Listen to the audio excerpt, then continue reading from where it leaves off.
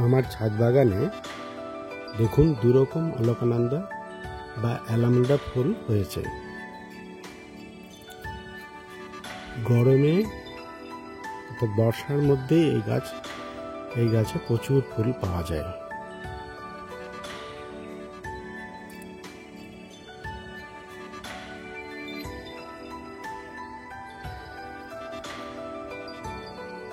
এই গাছে প্রচুর জল দেওয়ার প্রয়োজন হয়।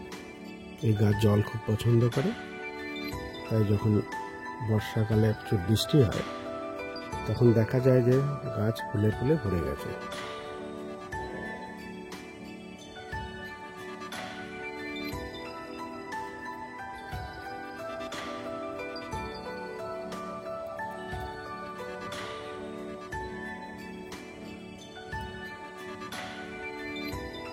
তবে সঠিক পরিচর্যা করলে গরম ছাড়াও অন্য সময়েও এই গাছ থেকে ফুল পাওয়া যেতে পারে।